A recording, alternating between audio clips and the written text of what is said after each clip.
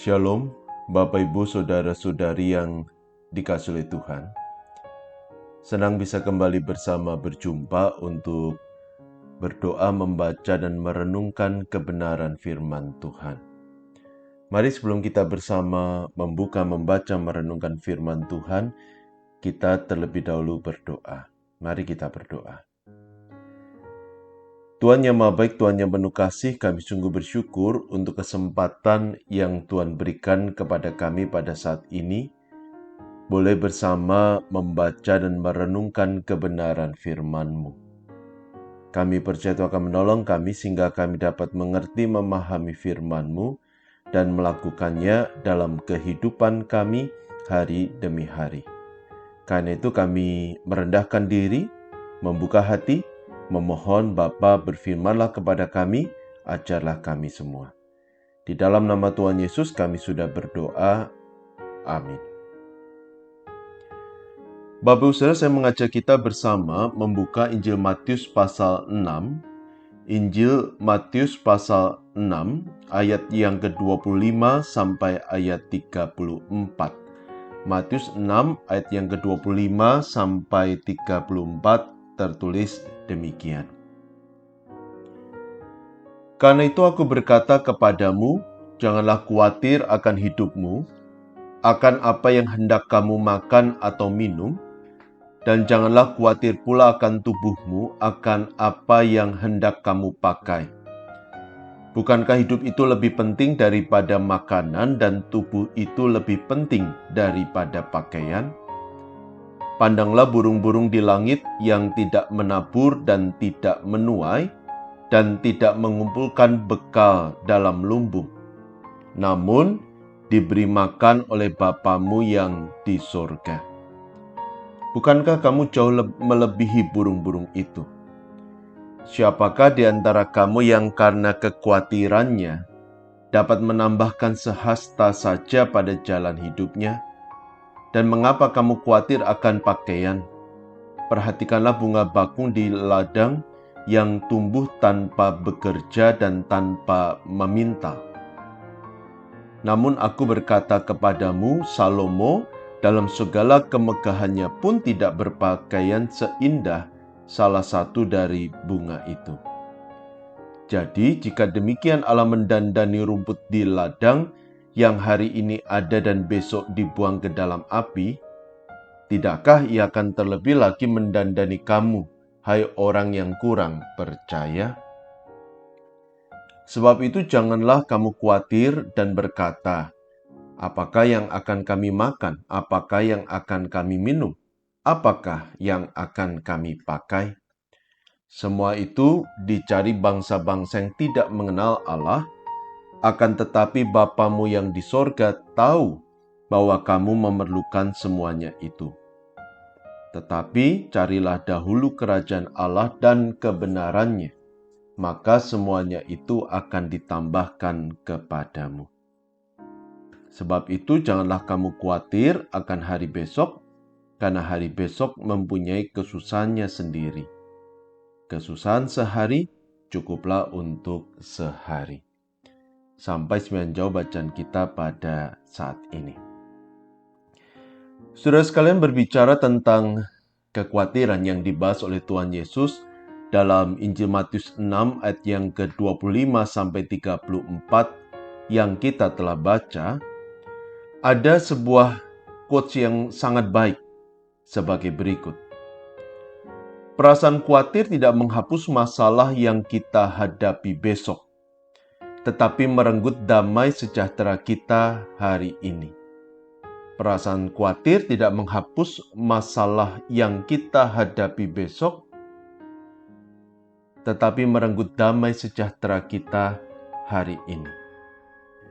Tentu saja quotes ini tidak bermaksud untuk melarang kita merasa khawatir. Sebab kekhawatiran merupakan bagian dari diri kita yang tidak mungkin kita hapus dari kehidupan kita.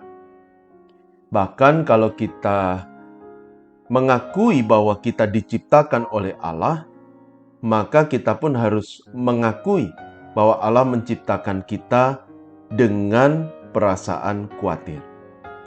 Tentunya bukan supaya kita dibelenggu terus-menerus oleh kekhawatiran, tetapi karena kekhawatiran akan mengingatkan kita pada keterbatasan, pada kelemahan, dan kerapuhan diri kita, sehingga kita akan mencari Tuhan dan menggantungkan hidup kita kepada Tuhan.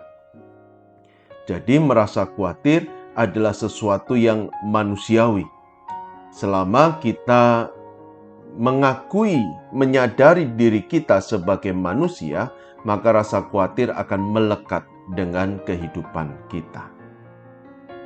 Tetapi meski kekhawatiran merupakan sesuatu yang manusiawi, quotes ini mengingatkan kita agar tidak terbelenggu oleh kekhawatiran.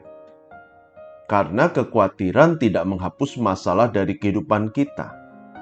Justru merenggut damai dan sukacita dari dalam hati kita. Jadi tidak ada manfaat apapun yang kita dapat dengan menyimpan kekhawatiran.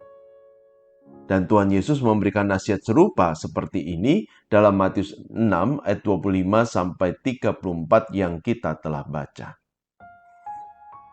Dalam Matius 6 ayat yang ke-25, Tuhan Yesus berkata, "Karena itu aku berkata kepadamu, janganlah khawatir akan hidupmu, akan apa yang hendak kamu makan atau minum, dan janganlah khawatir pula akan tubuhmu, akan apa yang hendak kamu pakai.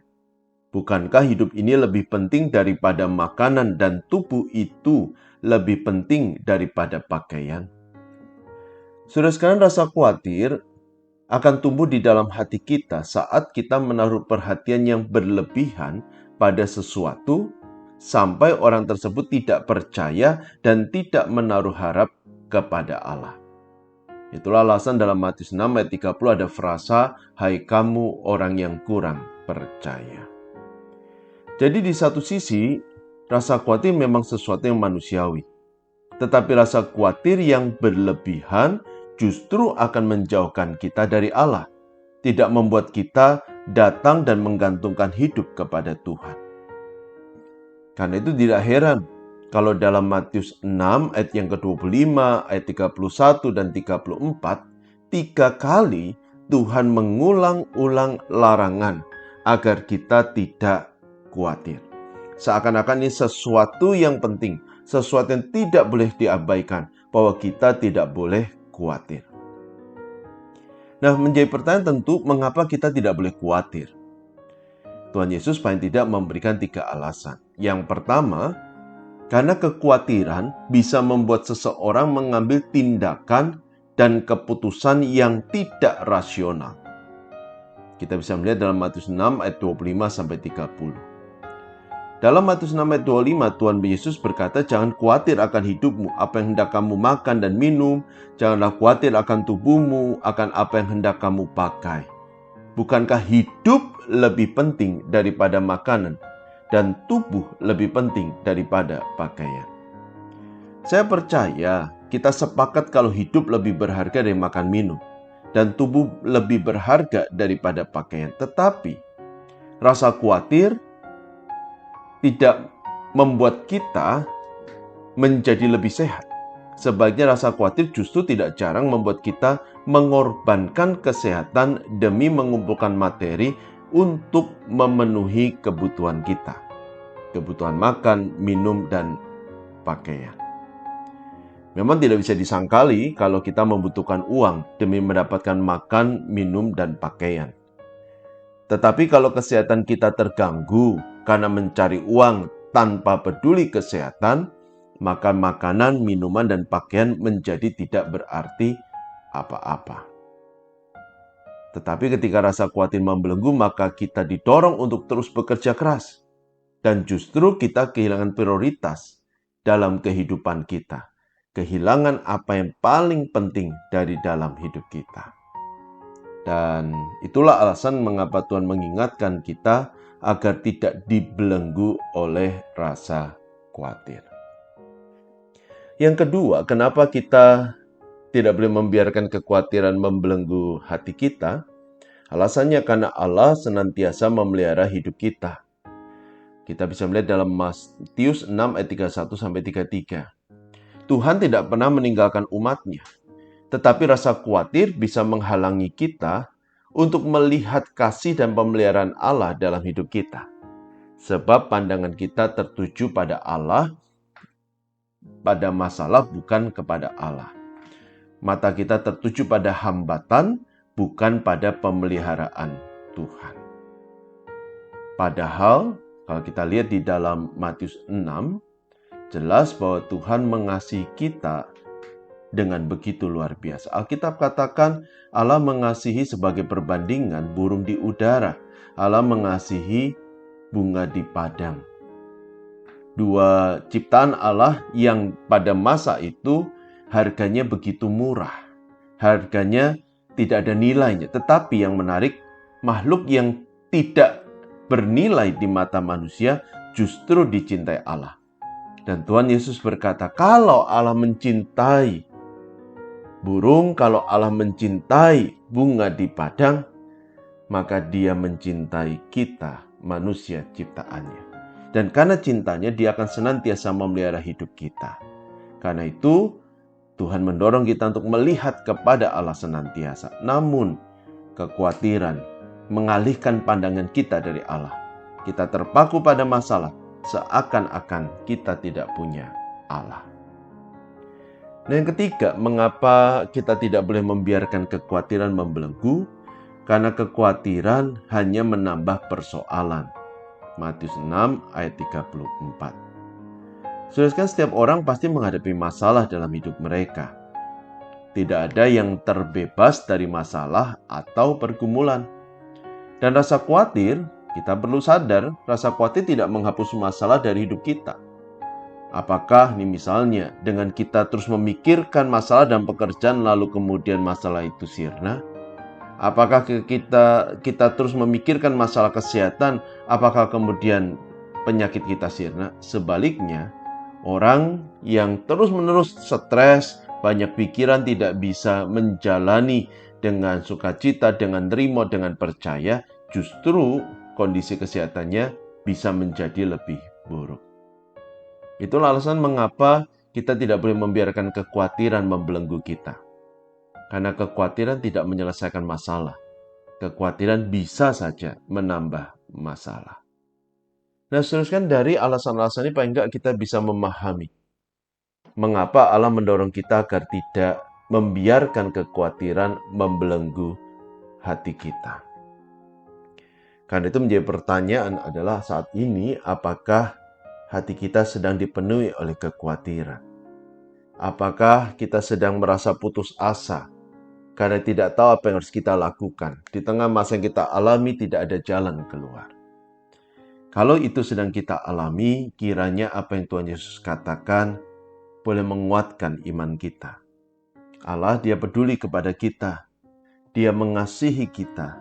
Dia selalu mengulurkan tangannya untuk menolong kita. Menjadi pertanyaan apakah kita mengangkat tangan dan menggantungkan seluruh harapan kita hanya kepada Tuhan. Tuhan mengasihi Bapak Ibu. Dia tidak akan pernah membiarkan Bapak Ibu berjalan seorang diri. Dia akan selalu memimpin dan menyertai Bapak Ibu. Amin. Mari kita bersama berdoa. Tuhan Yesus, terima kasih untuk firman yang boleh kami baca renungkan bersama saat ini, yang mengingatkan kami bahwa Tuhan begitu mengasihi kami, Tuhan selalu peduli kepada kami, dan Tuhan tidak pernah berpaling dari hidup kami. Dan kiranya keyakinan ini terpatri dalam hati kami, memberi kami keberanian untuk melangkah bersama dengan Tuhan. Kami juga menyerahkan pergumulan kami masing-masing, untuk pekerjaan usaha kami, untuk studi anak-anak kami, Tuhan yang berkenan tolong. Kami makhluk yang lemah rapuh, kami butuh Tuhan, dan kiranya Tuhan berikan mengulurkan tangan untuk menolong. Berkati keluarga kami, berikan damai dan sukacita. Berkati saudara kami yang sakit, berkenan Tuhan yang melawat. Berkati juga untuk gereja Tuhan GKI Kutisari Indah, dan berkatilah bangsa negara Indonesia. Terima kasih ya Tuhan, kami sungguh bersyukur dan menyerahkan doa ini hanya di dalam nama Tuhan Yesus Kristus. Amin. Tetap sehat, tetap semangat Bapak Ibu. Tuhan memimpin dan menyertai Bapak Ibu dari sekarang sampai selama-lamanya. Amin.